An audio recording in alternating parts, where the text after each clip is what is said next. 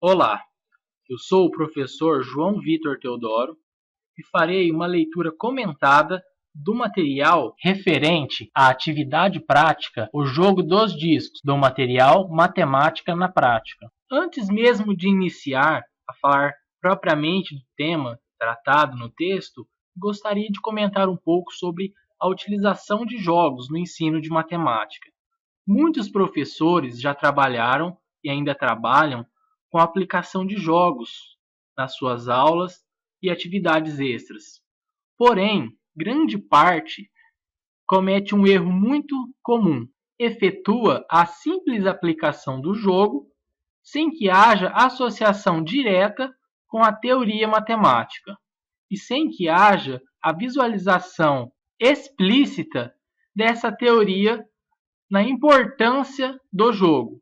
Ou seja, que essa teoria reflita significativamente no resultado do jogo, de modo que maximize as chances do jogador a vencer. Surge a primeira pergunta: como utilizar jogos para estudar probabilidade? A própria probabilidade foi criada objetivando auxiliar no jogo e até hoje vem sendo utilizada para otimização nas estratégias. O jogo, ou jogo de azar, tem esse nome não é por acaso.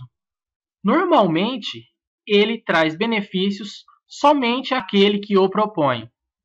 Desse modo, aquele que joga deve ficar atento, pois a chance de perder provavelmente é alta. Grande parte dos jogos não é possível estabelecer uma previsão certa do que ocorrerá. Porém, é possível modelar por meio da probabilidade quais casos são possíveis e as respectivas probabilidades de ocorrência. Assim sendo, o seu conhecimento probabilístico interfere significativamente no seu desempenho de jogador. Iniciemos falando sobre uma situação descrita no material, intitulada Um Dia de Cão, é possível prever ou não? A situação se inicia com uma mulher que acorda atrasada e se dá conta que, se não correr, chegará atrasada em uma reunião muito importante com o seu chefe. Além disso, olhando pela janela, verifica que há grande possibilidade de chuva e frio. Se veste rapidamente, veste suas meias por conta do frio e pega seu pendrive e pendura em seu pescoço com um cordão. Lembrando que o pendrive contém as apresentações do dia. Procura seu guarda-chuva e não o encontra. Mesmo assim, decide arriscar a ir ao trabalho sem mesmo levar o guarda-chuva, pois não pode perder a reunião. Mesmo atrasada, vê que no jornal há uma notícia sobre a queda de um avião e volta a correr para o ponto de ônibus. Consegue pegar o ônibus a tempo e senta no último lugar vago. Mas logo cede o lugar para uma mulher grávida e fica imaginando durante a viagem se é menino ou menina. Chega no trabalho e a chuva aperta. Além disso, para piorar a situação, ela perde o pendrive, que continha a apresentação. Logo conclui que provavelmente será demitida, pois sem apresentação e toda molhada, seu patrão não terá piedade. Porém, logo que chega à sala de reuniões, vê um amigo que diz que aconteceu algo que ela não irá acreditar. O chefe ganhou sozinho na loteria, pediu demissão e foi viajar. Além disso, você será a nova chefe. Mas vamos pensar, o que essa situação tem a ver com o tema abordado? Primeiramente, podemos nos perguntar, qual a probabilidade de que, exatamente no dia em que a funcionária acorda atrasada, toma a chuva e perde o pendrive, o chefe ganha na loteria e vai embora e passa o cargo da chefia para ela? A probabilidade é bem pequena e podemos concluir que este evento foi simplesmente sorte. Podemos pensar mais além. Tudo o que ocorreu com a funcionária, desde o momento em que ela não tem tempo nem para se vestir direito e correr para o ponto de ônibus, até chegar ao trabalho toda ensopada e sem o pendrive. vocês já devem ter ouvido falar do efeito borboleta. Ele nada mais é do que o fato de que vários fenômenos grandes, várias consequências podem ser sofridas por um evento que inicialmente se parece insignificante, porém ele causa vários fenômenos bem grandes, até mesmo desastres, como no caso descrito, em que a moça, simplesmente pelo fato de acordar atrasada, sofre as consequências de, no final, chegar toda ensopada e sem seu pendrive. Porém, contrariando todas as probabilidades, seu patrão ganha na loteria e passa a chefia para ela. Refletemos sobre os termos previsível e aleatório. O que é algo previsível e o que é algo aleatório? Algo que é aleatório pode ser previsível? Algo que é previsível pode ser aleatório? Bom, mas o que é aleatório? Algo aleatório é algo que, repetido em condições idênticas, pode apresentar resultados diferentes, como, por exemplo, o lançamento de uma moeda ou o lançamento de um dado, e tem a ver com a incerteza da ocorrência. Chover depende de vários fatores. Se o dia está nublado, a chance ou probabilidade de chuva é maior. Então, a estimativa da probabilidade, mesmo que intuitiva, fornece um valor favorável à chuva. Outro exemplo é o atraso de um ônibus em um dia de chuva. Mesmo não sabendo ao certo se realmente irá atrasar ou não, a probabilidade de um atraso maior do que aquele ocorrido em dias que não existe chuva é maior. Voltando a discutir o que é um evento aleatório, primeiramente devemos nos perguntar o que é um evento. Quando alguém chega e fala: hoje haverá um evento. Então, evento nada mais é do que um acontecimento. E na matemática não é diferente. Um evento é um acontecimento, podendo ser inteiramente previsível ou não. Quando não consegue saber com certeza o resultado de algo aleatório, podemos utilizar a probabilidade para modelar as chances de ocorrência de cada caso. Algo que não é aleatório é definido como determinístico, pois seu resultado é completamente e certamente definido. Como exemplo, temos alguns experimentos na área de física e química, que os resultados são previamente sabidos. Bom, mas como apresentar a seus alunos o tema probabilidade? Devemos iniciar pela teoria e não utilizar jogos? Devemos começar pela teoria e apresentar jogos no final? Ou devemos iniciar utilizando jogos e só depois apresentar a teoria como forma de sistematizar os conceitos adquiridos e desenvolvidos durante o jogo? Sempre quando tratamos do tema probabilidade, nos vem à mente moedas, dados, jogos em geral. Porém, a aplicação mais importante da probabilidade é no nosso cotidiano, tendo aplicações em engenharia, medicina, genética, economia e muitas outras áreas. Como o plano de saúde determina o valor da mensalidade para cada usuário? Ela utiliza de probabilidades, mas como ela consegue calcular essa probabilidade? É baseado em estatísticas, ou seja, em resultados e dados pré-existentes. Assim, o valor da mensalidade para o plano de saúde varia desde crianças recém-nascidas até pessoas idosas, com mensalidades que variam proporcionalmente às probabilidades de ocorrência de cada serviço médico oferecido pela empresa. Assim, por exemplo, a probabilidade de gravidez varia conforme a idade e sexo. Deste modo, o homem, por exemplo, tem probabilidade zero de necessitar desse tipo de serviço. Todos esses fatos entram numa ponderação que calcula o valor em que cada paciente deve pagar. Pois, além do lucro que a empresa deve ter, há de se pagar impostos, funcionários, equipamento e outras despesas, sem que haja uma cobrança injusta ou exorbitante dos pacientes associados. Assim, a probabilidade, como grande parte da matemática, está presente em todas as esferas do nosso dia a dia. Mas voltemos à pergunta inicial: como ensinar probabilidade? Quais ferramentas e recursos utilizar em sala de aula? Bom, acredito que grande parte dos professores já utilizaram dominó, dados, moedas, jogos de cartas entre outras. Mas será que podemos ir mais além e utilizar novas ferramentas? Além de serem úteis para o ensino de probabilidade, também podem ser utilizadas para o ensino de polígonos regulares, funções quadráticas e gráficos, formando uma atividade multidisciplinar que pode ser desenvolvida em grupo. A matriz de referência para o Enem 2009 indica que, ao término do ensino médio, o aluno deve ter desenvolvido a seguinte competência: compreender o caráter aleatório e não determinístico dos fenômenos naturais e sociais e utilizar instrumentos adequados para medidas, determinação de amostras e cálculos de probabilidade, para interpretar informações de variáveis apresentadas em uma distribuição estatística. Ou seja, ele deve estar preparado para, além de lidar com dados, organizá-los e tirar conclusões com aplicabilidade prática, que muitas vezes fogem dos jogos simplesmente. Porém, é concluído que apenas 24% dos estudantes conseguem compreender o cálculo de probabilidade de um evento.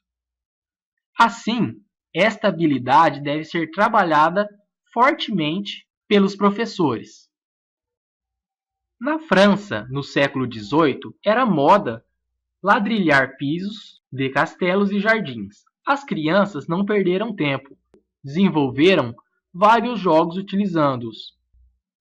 Dentre eles, inventaram o jogo dos discos, onde lançavam moedas de forma aleatória no piso e apostavam na parada da moeda no interior de um ladrilho. Mas, caso a moeda tocasse as bordas, o apostador perdia. Mas quais fatores influenciam na variação da probabilidade de vitória?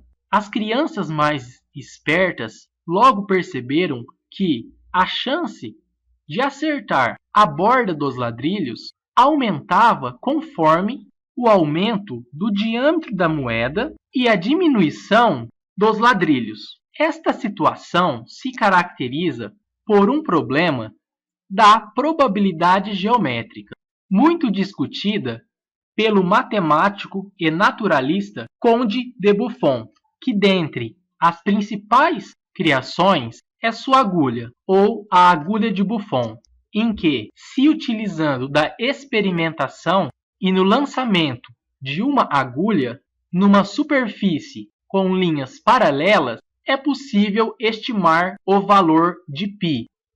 Aprender probabilidade deve ser algo prazeroso para aqueles que estão aprendendo. Do que as crianças gostam? Muitas crianças gostam de jogar. Além disso, acham interessantes atividades em que são ativos, ou seja, em que a sua participação é fundamental para o bom desempenho da atividade. Como exemplo, atividades que envolvem lançamento de objetos em pisos quadriculados, como o jogo dos discos. Suponha que na festa anual, promovida por uma escola, os estudantes do terceiro ano do ensino médio resolveram montar uma barraca para arrecadar fundos para a festa de formatura. Depois de alguma discussão, consultaram o professor de matemática sobre alguma sugestão. O professor levou os alunos ao pátio da escola e mostrou o piso quadriculado, com ladrilhos quadrados de 30 centímetros de lado, e fez a seguinte sugestão: que tal construir discos com um certo diâmetro para serem comprados pelos convidados e jogados aleatoriamente no piso? Se o disco, depois de parar, ficar inteiramente dentro de um ladrilho, sem tocar ou interceptar as linhas de separação do ladrilhamento, o convidado receberá um prêmio, como exemplificado pelas figuras. Logo, os alunos adoraram a ideia. Porém, eis a seguinte questão: qual o melhor diâmetro para os discos? É claro que, para aqueles que estão promovendo o jogo, quanto maior, melhor. Porém, se os discos forem exageradamente grandes, os candidatos a jogadores ficarão desinteressados, pois enxergarão claramente a inviabilidade do jogo para ele e que a probabilidade de vitória é baixa. Então, qual é o tamanho ideal para o disco? Qual deve ser o diâmetro de forma que o jogador se interesse pelo jogo? Além disso, os alunos consigam algum lucro? Antes de pensar nas teorias de probabilidade, vamos pensar na experimentação. Não somente nesse caso, a experimentação é importante. Em alguns casos, como na medicina, antes de tomarmos qualquer medicamento, muitos experimentos são realizados. Antes mesmo desses experimentos serem realizados com seres humanos, são realizados em animais. Na agricultura também são realizados diversos experimentos. E a probabilidade vem apoiar nas análises e obtenção dos resultados, e em muitas outras áreas. Voltemos ao problema dos discos. Qual a influência do diâmetro do disco e do tamanho dos lados dos ladrilhos na probabilidade do jogador ganhar? Para obtenção de tal conclusão, faremos vários experimentos com discos de diâmetros variados, fazendo muitos lançamentos aleatórios e fazendo a comparação das jogadas vencedoras com o total delas, obtendo assim uma proporção de jogadas vencedoras.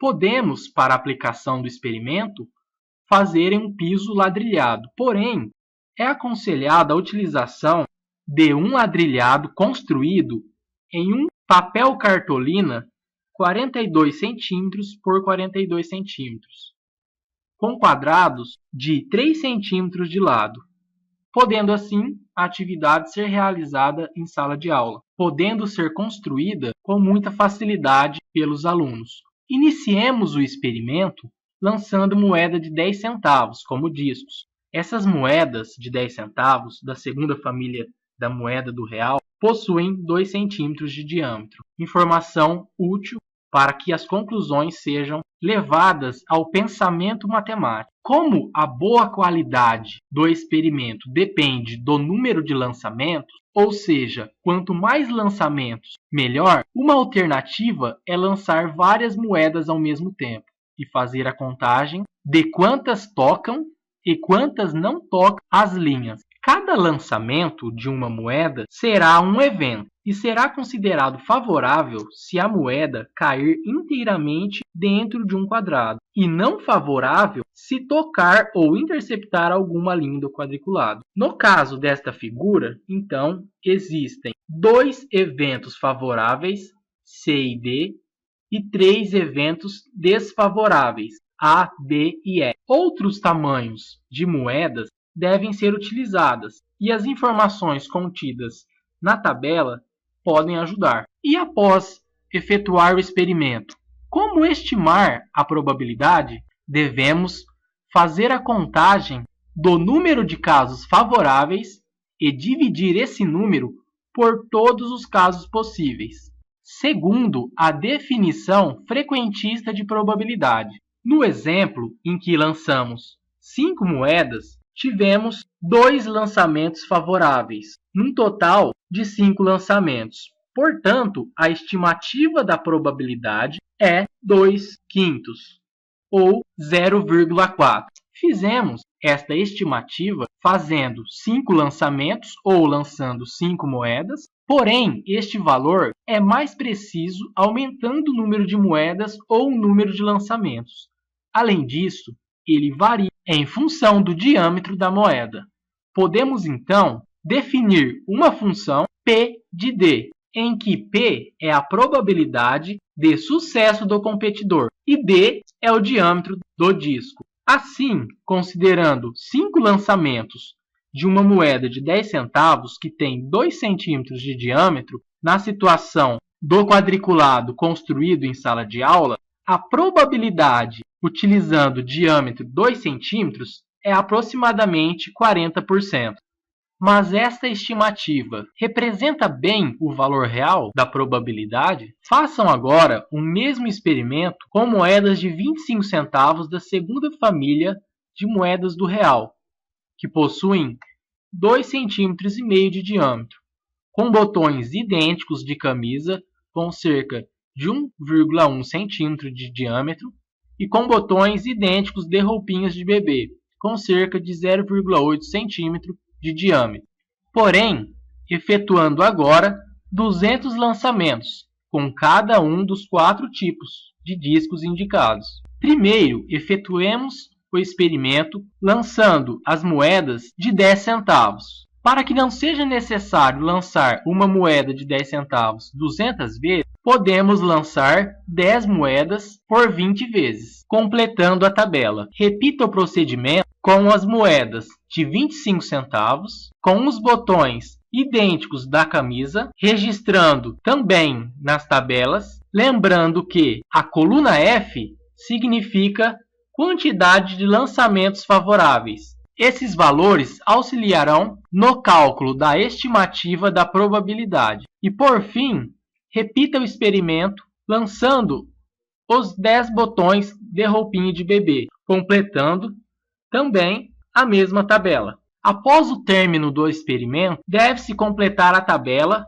com cada tipo de disco, seu respectivo diâmetro, a quantidade de lançamentos, que no caso foram 200 lançamentos, e a quantidade de eventos favoráveis. E, na última coluna, a estimativa de probabilidade de ganho. O Matemática na Prática também executou os experimentos e completou a tabela da seguinte forma. O botãozinho com diâmetro de 0,8 centímetro apresentou probabilidade de ganho de 0,585 ou 58,5%. O botão com diâmetro de 1,1 centímetros apresentou 39% de chance de ganho. A moeda de 10 centavos, que apresenta diâmetro de 2 centímetros, apresentou probabilidade de ganho de 13,5%.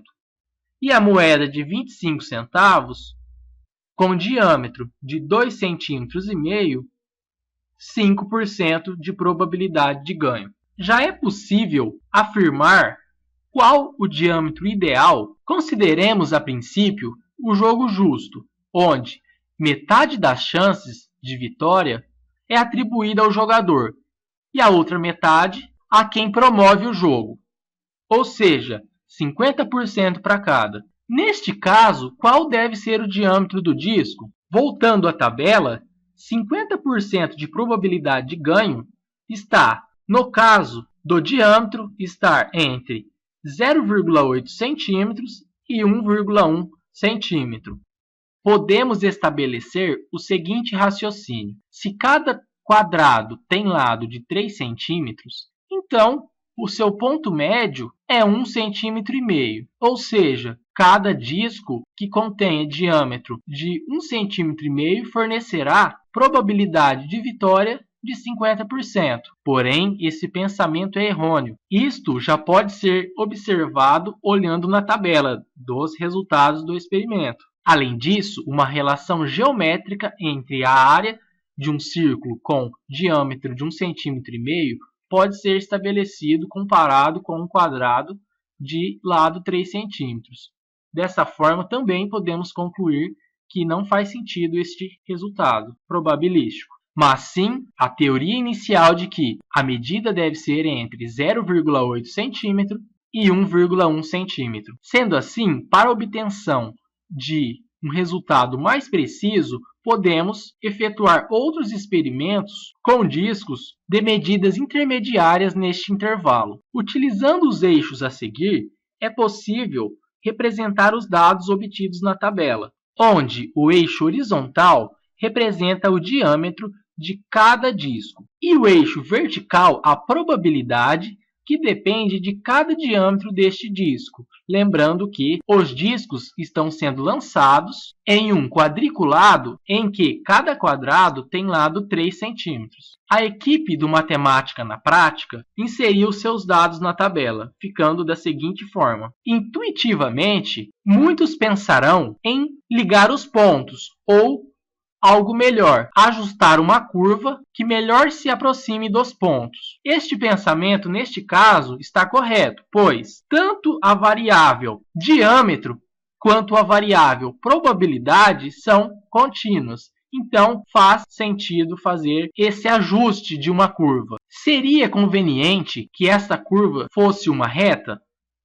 Pense sobre isso. A equipe do Matemática na Prática fez o ajuste conveniente. Espero que você tenha feito o mesmo com os seus dados obtidos nos experimentos. Agora, fica mais fácil obter estimativas, visualizando os valores na curva ajustada. Agora pense, quais funções quadráticas melhor se aproximam da curva estabelecida na relação ao lado? E como inserir esta comparação em sala de aula? Agora, professor, mãos à obra. Vamos aplicar a atividade na sua escola, utilizando os ladrilhos com quadrados disponíveis e objetos em forma de disco. Espero que vocês tenham gostado da atividade. Utilizem o raciocínio e expandam as possibilidades de aplicação, como, por exemplo, num ladrilhamento hexagonal. Além disso, neste momento, como associar todas as propriedades de probabilidade à atividade executada? Sugiro que você, professor, associe cada definição e propriedade de probabilidade com o jogo executado. Bom trabalho!